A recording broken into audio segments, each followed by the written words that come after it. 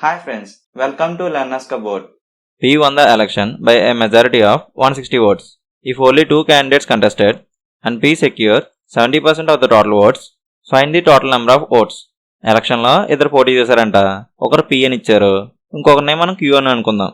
Total 100% ఓట్స్లో P 70% gain చేశారంట. 70%. So Q 30% gain చేస్తాడు. 100% minus 70% చేస్తే 30% వస్తుంది. సో Q 30% గెయిన్ చేస్తాడు. P 160 ఓట్స్ మెజారిటీతో విన్ అయ్యాడంట ఎలక్షన్. అయితే టోటల్ నెంబర్ ఆఫ్ ఓట్స్ ఎన్ని అని అడుగుతున్నాడు.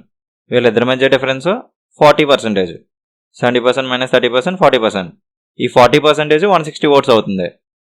ఎలా అంటే P Q కంటే 40% మెజారిటీ గెయిన్ చేశాడు. ఆ మెజారిటీ 160 ఓట్స్ అని వాడే ఇచ్చాడు. సో ఈ 40% మెజారిటీ 160 ఓట్స్ అవుతుంది. ఓకేనా? టోటల్ నెంబర్ ఆఫ్ ఓట్స్ అడుగుతున్నాడు. Total number of oats 100%. 100% ఎంత ఫైండ్ అవుట్ చేస్తే మనకు ఆన్సర్ వచ్చేస్తుంది. 40% 160 అయితే 100% ఎంత? ఇక్కడ రిలేషన్ ఇంటూ 4 అవుతుంది. సో ఇక్కడ కూడా ఇంటూ 4 అవుతుంది. 100 into 4 400. So total number of votes 400. కావాలంటే మీరు చెక్ చేసుకోవచ్చు. P 70% గెయిన్ చేస్తానంట. టోటల్ 400లో 70% అంటే 10% 40 ఇంటూ 7 280. Q 30% గెయిన్ చేస్తున్నాడు. 400లో 30% 10% 40 ఇంటూ 3 120.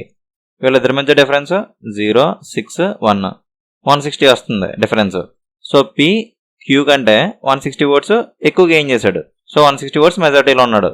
ఈ 2 యాడ్ చేస్తే 400 వస్తుంది. So total 400 votes. Okay, class కాబట్టి చెప్పాను, ఎగ్జామ్లో చెకింగ్ టైం వేస్ట్ చేసుకోకుండా. ఒకసారి ఫాస్ట్గా చేద్దాం. టోటల్ 100% ఓట్స్లో P 70% గెయిన్ చేశాడు. ఇంకొకరిని Q అనుకుంటే Q 30% గెయిన్ చేస్తాడు. వీళ్ళిద్దరి మధ్య డిఫరెన్స్ 40%. P 40% మెజారిటీలో ఉన్నాడు. ఈ మెజారిటీ 160 ఓట్స్ అని ఇచ్చాడు. టోటల్ నెంబర్ ఆఫ్ ఓట్స్ అడుగుతున్నాడు. Total number of oats 100%. ఇక్కడ రిలేషన్ ఇంటూ 4 అవుతుంది. సో ఇక్కడ కూడా ఇంటూ 4 అవుతుంది. 100 into 4 400. Total number of votes 400.